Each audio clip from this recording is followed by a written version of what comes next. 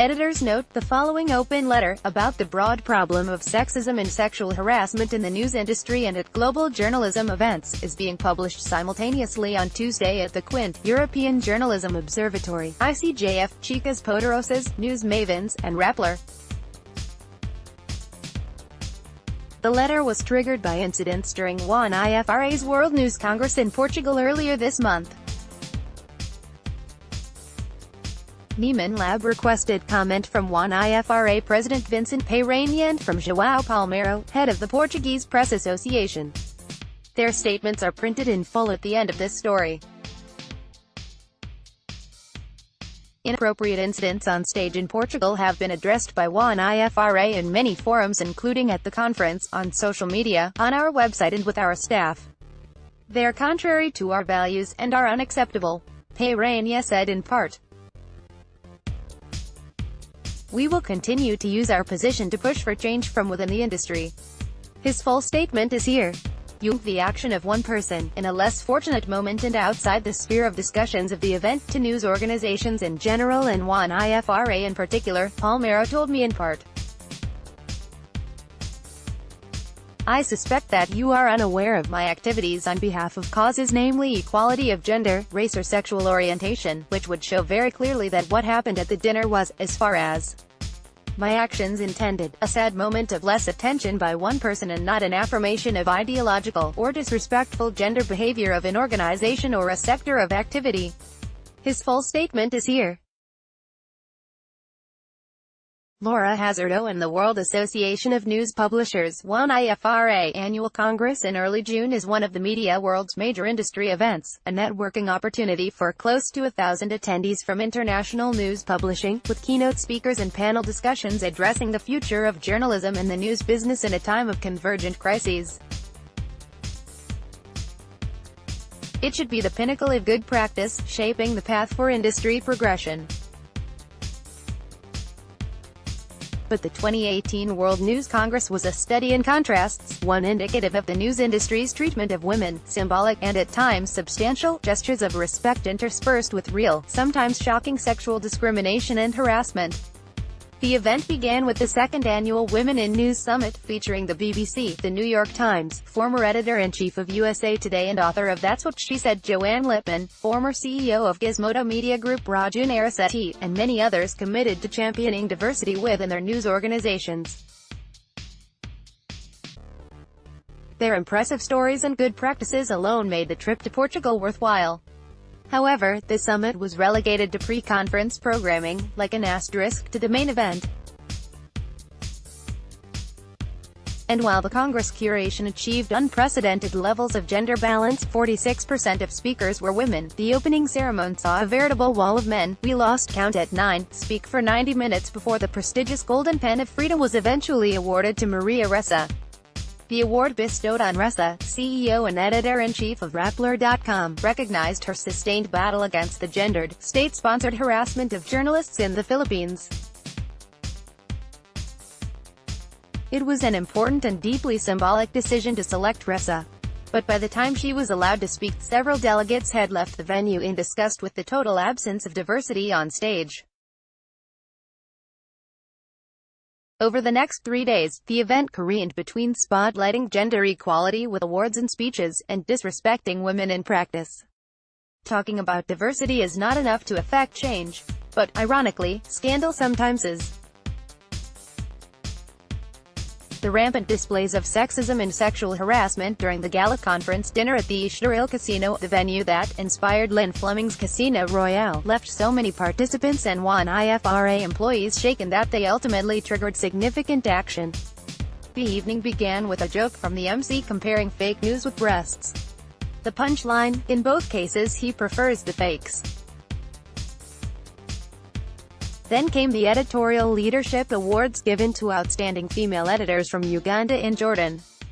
One important goal for women in news, and finally, a closer so awful that many of us present, including WAN-IFRA employees we've spoken with, were in shock. At the end of the dinner, João Palmeiro, the head of the Portuguese Press Association, persuaded a group of women who organized the conference to join him on stage, before asking one of them to tie tablecloths around the necks of the others, saying he was giving them wings. "They are my angels and I don't know if I am prepared to share them with you." Palmeiro, a former WAN-IFRA board member, continued, calling himself Charlie, and declaring, "In the name of all of you, I am going to kiss Kristen." WAN-IFRA's senior project manager Kristen Herger was one of a number of employees on stage. You can watch the cringe-inducing video here. Cringe. Herger visibly bristled and withdrew from Palmeiro's forced kiss, but he was undeterred. "She's shy, please, and I hope you, Portuguese girl, are not so shy," he said before grabbing the Portuguese WAN-IFRA employee Maria Bellum and kissing her instead, despite her obvious discomfort. As he exited the stage, Palmeiro thanked the lineup of women and called them his dream team, making much of the fact they were all women. Ironically, a new WAN-IFRA handbook on combating sexual harassment in the media was launched during the conference. Maria Bellum, one of the women on whom Palmeiro had imposed himself, posted this message on the official conference app after the event: "We are not angels, and we do not work for Charlie. We are professionals working for press freedom and towards a healthy media ecosystem. Here's the good news: despite the, at times, overt sexism and sexual harassment on display during the World News Congress, the events appeared to trigger a chain reaction that has deepened WAN-IFRA's commitment to reforms, and delivered a chance for much-needed reflection within the industry as a whole." When social media users called out the misogyny in Israel, it became a In response to expressions of outrage, both on and offline, WAN-IFRA publicly apologized, openly reflected on the incidents, issued a statement of condemnation via the World Editors Forum, and announced the promotion of women on its board. Michael Golden, the chair of WAN-IFRA's board and former vice chairman of the New York Times, appeared on stage the morning after the gala dinner to address the crisis. "Last night what happened on the stage, with João Palmeiro calling up the staff, was inappropriate. He imposed himself on our staff, on Kristen Herger, on Maria Bellum, in a way that made them uncomfortable and that made many people uncomfortable. I am here to say that that was not appropriate.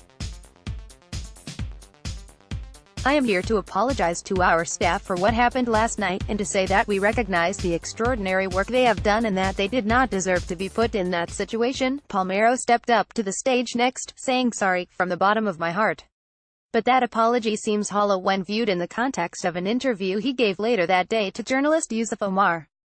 Echoing sentiments that had been hinted at by WAN-IFRA executives, Palmeiro blamed his behavior on Portuguese culture, claiming that such conduct was absolutely okay and normal in Portugal. That was not a view shared by Portuguese women, including those on the stage.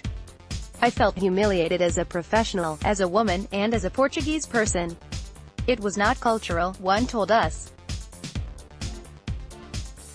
In the aftermath, WAN-IFRA drew attention to the new appointment of South African editor Lisa McLeod as the vice president of its board, which represents many of the world's biggest news brands, the first woman in the organization's 70-year history to hold the position. The day before the gala dinner, 2 new women were voted onto the board and 4 promoted to the board's executive committee. Though this is progress, WAN-IFRA remains heavily male-dominated, with women still comprising just 14% of board members. The World Editors Forum board has achieved 35% female representation. Indeed, WAN-IFRA CEO Vincent Peyregne acknowledged this by saying, "We have a lot more to achieve in the coming months." The Palmeiro incident didn't happen in isolation. It followed a sexist trajectory deeply rooted in stigmas that marginalize women across all news organizations, and throughout society. Though many can point proudly to diversity goals displayed on corporate websites, and the injection of influential female voices into content and conference programs, women in the media continue to be underrepresented in bylines, behind editors' desks, and in boardrooms. They're also often paid less than their male counterparts. Our industry has a responsibility to lead on gender equality in, and through, the media. Whether social change depends upon it. and members of the international journalism community, are not prepared to sit through another manel support organizations that disingenuously claim credit for gender equality initiatives, or stay silent when female colleagues are sexually harassed before our eyes. We are done pandering to the egos of change-resistant influential men in the hope that our gentle lead will eventually encourage them to join us on a meander toward gender equality in the news business. Time is well and truly up. Here are 14 principles and recommendations for the global news publishing community to use when auditing their efforts on gender equality, and on diversity more broadly. Some of them were inspired by WAN-IFRA's Pioneering Women in News Summit. Globally, women represent well under 30% of leadership positions in newsrooms, making the narrative of most publications skewed to the male perspective. Recent studies, https://and.aho.ch/research/where-all-the-women-journalists-and-Europe-media also show that mainstream newspaper journalists and commentators are dominated by men talking about what other men are doing. This imbalance is directly reflected in content, and in curation of panels and moderators at events throughout the news industry. It's 2018, push back and make sure your organization are not contributing to the problem. Bloomberg News Recipe for Embedding Gender Equality is a useful guide, as is this initiative from the Financial Times. If you can't count it, you can't change it. This great point from Joanne Lippman is an important starting place. Most organizations feel that gender inequality is not their problem. Taking the time to map and measure is the only way to be sure. Track the gender of bylined authors, sources, speakers, and editors to see how balanced your teams and content really are. Simply counting can lead to change. Read about, listen to Lippman's approach to leveraging data in the cause. Check out the BBC's 50 to 50 Gender Balance Challenge created by Rose Atkins, and see the toolkit produced by Gender Avenger. Consider sharing these metrics so you can be held accountable, in a spirit of transparency that should also help build trust in your organization. I deeply believe we need an overall code of conduct for men to learn how not to treat women in professional settings.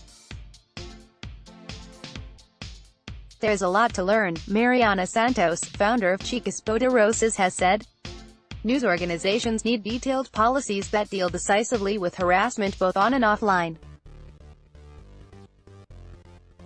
See Press Forward's resources and read Julie Pizzetti's 11-step guide to managing online harassment in newsrooms. Schedule and feature content designed to empower women sources, journalists, and editors on the main program, center stage, and on the front page. This is vital if the issues are to be taken seriously, and to ensure male participants are also educated and motivated to embrace change and collaborate on gender equality initiatives. To relegate issues about women is double-binding, because it makes it a ghetto, says Catarina Carvalho, editor-in-chief of Portugal's global media group.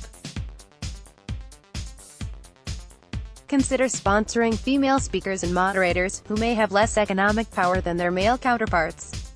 And what about sponsoring childcare to accommodate female professionals with primary care responsibilities for young children?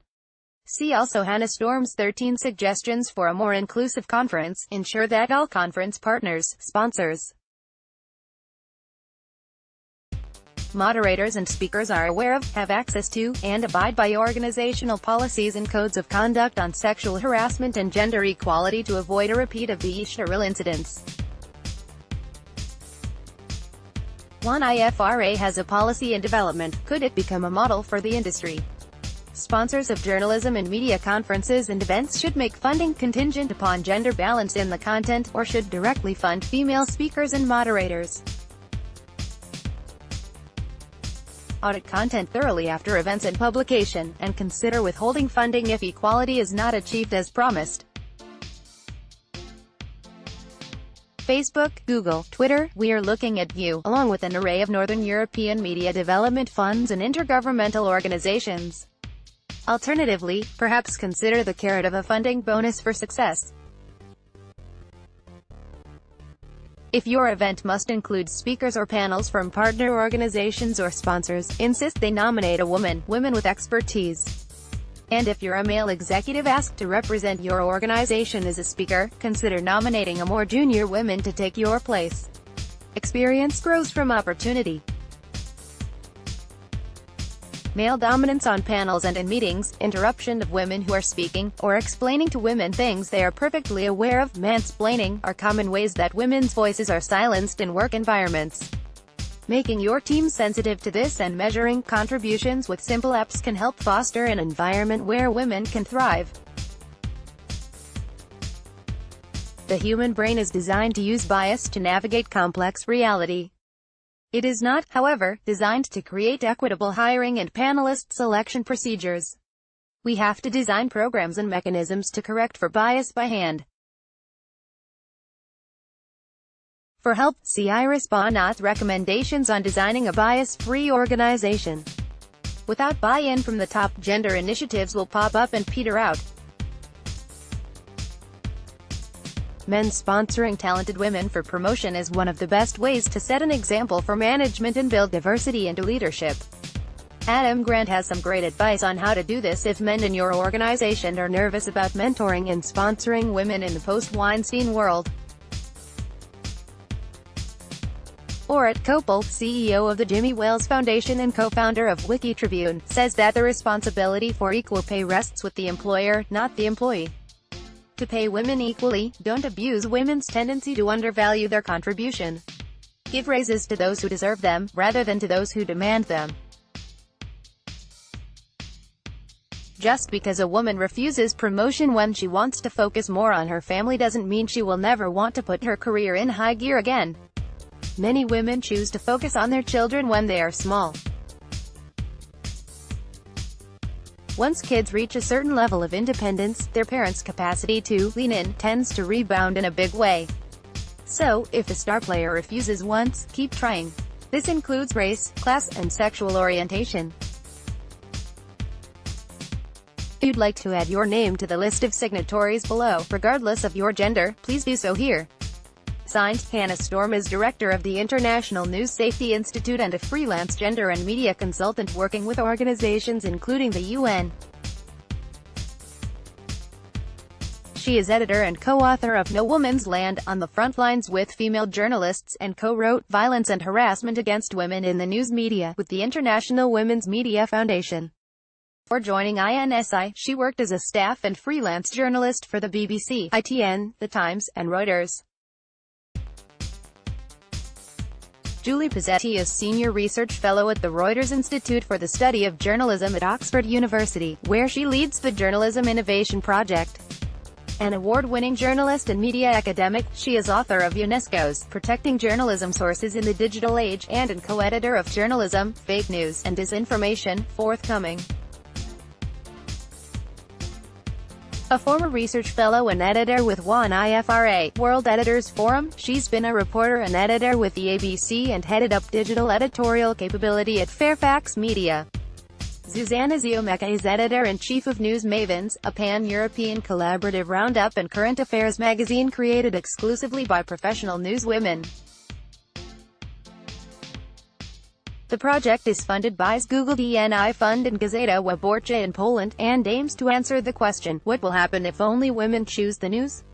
Joyce Barnathan is president of the International Center for Journalists, a non-profit dedicated to advancing quality journalism worldwide. She helps to develop a wide variety of programs at the nexus of quality journalism and technology. Previously, she served as Business Week's executive editor and Asia regional editor-in-chief in Hong Kong. She also worked for Newsweek in Moscow, Washington, and New York. Ritu Kapur is the CEO and co-founder of Quintillion Media, which publishes the Quint in India. She is a board member of the World Editors Forum and is on the advisory board of the Reuters Institute for the Study of Journalism. Orit Kopel is co-founder of Wiki Tribune, a wiki-based news platform. With a background as a qualified human rights lawyer, Koppel is CEO of the Jimmy Wales Foundation for Freedom of Expression, advocating for bloggers and social media users who are persecuted for speaking out online. Yusuf Omar is an award-winning mobile journalist and co-founder of #OurStories, which empowers mobile video storytelling communities around the world. He has worked at CNN and as mobile editor at the Hindustan Times, where he empowered 750 journalists to tell stories using mobile phones. Raju Narasetti is an editor and media executive. He has served as CEO of Gizmodo Media Group, SVP Strategy for News Corporation, and managing editor for The Wall Street Journal and The Washington Post. Mariana Santos is the founder and CEO of Chicas Poderosas, a non-profit organization that seeks to empower women journalists in digital media and leadership. She has been an ICFJ Knight Fellow and a JSK Fellow at Stanford and helped create The Guardian's first interactive team. Catarina Carvalho is the executive editor-in-chief of Diário de Notícias, the oldest paper in Portugal. Statement from Vincent Peyregne, president of WAN-IFRA. As you certainly already know, WAN-IFRA is committed to gender equality in our policies, our management, our programs and our board, and have publicly set unequivocal targets to support these goals by the close of 2020 in a strategic plan for diversity and inclusion adopted in December 2017. This has begun in concrete terms when it comes to our governing bodies. Earlier this month, Lisa MacLeod was elected vice president, signaling the first time a woman has been named to the presidency. Lisa MacLeod, Karen Peterson, Sweden, Tove Nedreberg, Norway, Fatima Farag, Egypt, Stojana Georgieva, Bulgaria, were also appointed to the WAN-IFRA board and executive committee. Miza Nizami, editor-in-chief and publisher of NAWAIWAQT in Pakistan, was appointed to the World Editors Forum board. This is a first step in the right direction to meet our diversity targets. Inappropriate incidents on stage in Portugal have been addressed by WAN-IFRA in many forums, including at the conference, on social media, on our website and with our staff. They are contrary to our values, and are unacceptable. We will continue to use our position to push for change from within the industry through our initiatives such as Women in News, calling out unacceptable behavior, and creating forums for the media industry to examine how we as an industry can improve gender balance in our boardrooms, newsrooms and in the content we produce. We will also continue to examine our own record, and not be afraid to admit when we can do better. The events in Portugal gave us cause to think about how we make future events stronger, increase our commitment to champion diversity across our programs, and speed up the implementation of our internal action plan. This is a movement that requires initiatives from multiple fronts, including internally, and we will do our part to support, and where possible, amplify the voices of those in the industry driving and promoting change. Statement from João Palmeiro, head of the Portuguese Press Association. There is an issue I have difficulty with. You link the action of one person, in a less fortunate moment and outside the sphere of discussions of the event, to news organizations in general and WAN-IFRA in particular. I suspect that you are unaware of my activities on behalf of causes namely equality of gender, race or sexual orientation, which would show very clearly that what happened at the dinner was, as far as my actions intended, a sad moment of less attention by one person and not an affirmation of ideological or disrespectful gender behavior of an organization or a sector of activity.